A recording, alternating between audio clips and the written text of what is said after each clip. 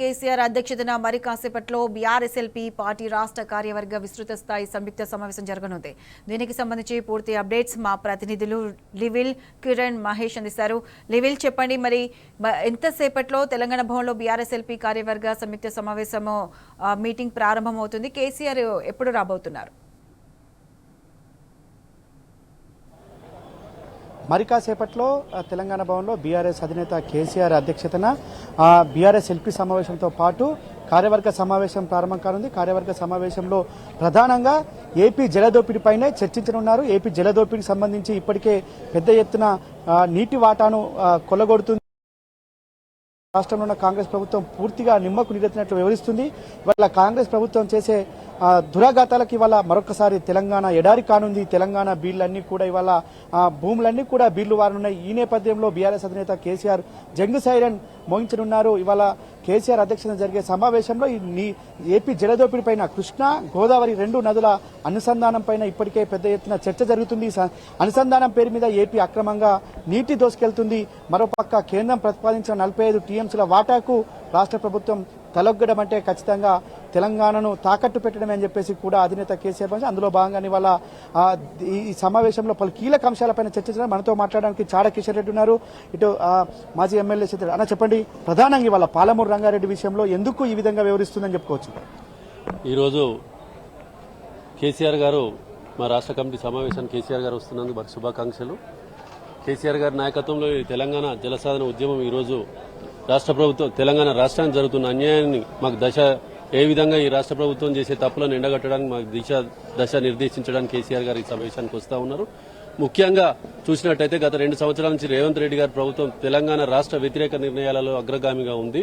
ఆయన తెలంగాణ ఉద్యమం చేసినోడు కాదు, తెలంగాణ రాష్ట్రం కోసం ప్రయత్నించినోడు కాదు. కాబట్టిగా ఈరోజు చంద్రబాబు నాయుడు కుట్రలకు ఈయన ఊడిగం చేస్తా ఉన్నారు. ఈరోజు మనం చూసినట్టయితే కేసీఆర్ గారి ప్రభుత్వంలో మా ప్రభుత్వంలో పాలమూరు రంగారెడ్డి పథకాన్ని 90% పూర్తి చేసిన కేసీఆర్ గారు. మిగతా 10% గత 2 సంవత్సరాల నుంచి రాష్ట్ర ప్రభుత్వం పట్టించుకోకుండా వెనుకబడిన పాలమూరు రంగారెడ్డి జిల్లాకు తీవ్ర అన్యాయం చేస్తున్న రేవంత్ రెడ్డి గారి ప్రభుత్వాన్ని మేము బీఆర్ఎస్ పక్షాన తీవ్రంగా ఎండగడతా ఉన్నాం.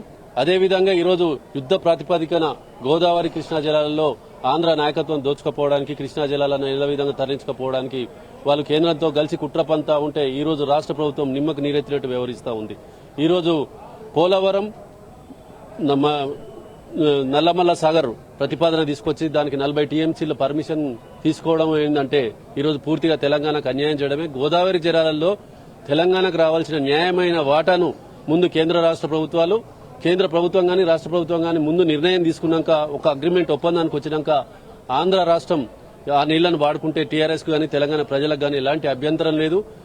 ఇది పూర్తిగా తెలంగాణ రాష్ట్ర వ్యతిరేక నిర్ణయంగా ఈరోజు చంద్రబాబు నాయుడు కుట్రలకు కేంద్రం అనుకూలంగా వ్యవహరిస్తుంటే ఈరోజు రేవంత్ రెడ్డి గారు ఆయన గురువుకు కానుకగా ఈ రాష్ట్ర నిధులను గాని నీళ్లను గాని దోచిపెట్టడానికి ఈరోజు రేవంత్ రెడ్డి గారు ఆయనకు సరెండర్ అయ్యి రాష్ట్రానికి తీరాన్ని అన్యాయం చేస్తున్నారని కూడా ఈ సందర్భంగా తెలియజేస్తా ఉన్నాం. ముఖ్యంగా మనం చూసినట్టయితే ఈరోజు గోదావరి నీళ్లను 40 టీఎంసీలను ఏ విధంగా ఎలకేట్ చేసుకుంటారు ఈ రోజు ఆంధ్ర ప్రభుత్వం?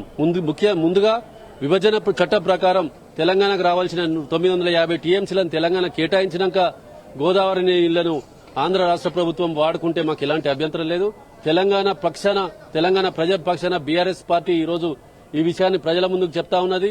ప్రజలు రానున్న సందర్భంలో ఈరోజు ఈ తెలంగాణ వ్యతిరేకంగా కాంగ్రెస్ పార్టీ ప్రభుత్వం, రేవంత్ రెడ్డి ప్రభుత్వం తీసుకున్న నిర్ణయాలను ఎలాంటి నిమ్మకు నీరెత్తినట్టు వ్యవహరిస్తున్న నిర్ణయాలను ప్రజలు కూడా ఎండగట్టి ఖచ్చితంగా ప్రజలు నిలదీస్తారని కూడా ఈ సందర్భంగా తెలియజేస్తా ఉన్నారు. రంగారెడ్డి విషయంలో ఇప్పటికే ప్రాజెక్టు 90% పూర్తయిపోయింది. కానీ ఇవాళ ఎడారిగా మార్చారు. ఎస్ఎల్బీసీని పూర్తి చేస్తున్నారు. ఎస్ఎల్బీసీ కూడా అదే విధంగా ఉంది. ప్రధానంగా మీ నల్గొండ జిల్లా కావచ్చు, మహబూబ్నగర్ జిల్లా కావచ్చు, రంగారెడ్డి జిల్లాల వాళ్ళ శాశ్వతంగా ఎడారిగా మార్చే కుట్రలకు వాళ్ళ కాంగ్రెస్ ప్రభుత్వం తలొగ్గింది. ఎందుకు, ఎవరి ప్రయోజనాల కోసం విధంగా తలొగ్గిందని అనుకోవచ్చు. ఇవాళ నల్గొండ జిల్లా నుంచి మంత్రులు ఉన్నారు, మహబూబ్నగర్ జిల్లా నుంచి ముఖ్యమంత్రి స్వయంగా ఉన్నారు, అటు రంగారెడ్డి జిల్లా నుంచి కూడా మంత్రులు. ఎందుకు ఈ విధంగా చేస్తున్నారు అనుకోవచ్చు? స్వతంత్రం వచ్చిన కాంచెలు పడిన పాలమూరు జిల్లా కావచ్చు, నల్లగొండ జిల్లా కావచ్చు, ఎడారి ప్రాంతంగా ఉన్న ప్రాంతాన్ని కేసీఆర్ గారి నాయకత్వంలో గత 10 సంవత్సరాల నుంచి కొద్దో గొప్పగా నీళ్లిచ్చి రైతాంగం ఊపిరి పీల్చుకుంటున్న ఈ సందర్భంలో ఈరోజు ఎస్ఎల్బీసీని పూర్తి చేయకుండా అందులో 8 మంది ఇంజనీర్లు కావచ్చు, అధికారులు చనిపోతే ఏమాత్రం పట్టించుకోకుండా ఇంతవరకు వాళ్ళ మృతదేహాలను కూడా బయటకు తీసుకురాకుండా ఈ దాదాపు 6-7 నెలలు కావస్తా ఉంది. ఈ రాష్ట్ర ప్రభుత్వం చిత్తశుద్ధి అనేది కనిపిస్తా ఉన్నది. ఏమున్నా మేకపోతే గాంభీర్యం ప్రదర్శిస్తున్నారు తప్ప ఒక్కరు కూడా ఈ రోజు ఆ 2 జిల్లాలు వెనుకబడిన జిల్లాల గురించి కాంగ్రెస్ ప్రభుత్వం ప్రయత్నిస్తున్న దాఖలాలు కనిపిస్తలేవు. ముఖ్యంగా పాలమూరు రంగారెడ్డి చూసినట్టయితే గత ప్రభుత్వంలో 90% పూర్తయింది. కానీ ఈ రోజు ఇంతవరకు కూడా ఒక నిధులు కేటాయించి ఆ ప్రాజెక్టును పూర్తి చేద్దామన్న చిత్తశుద్ధి రేవంత్ రెడ్డి గారికి కనిపిస్తలేదు. ఏమనంటే నేను నల్లమల్ల నుంచి వచ్చిన పులిని, నల్లమల్ల బిడ్డనని మాట్లాడుతా ఉన్నాం.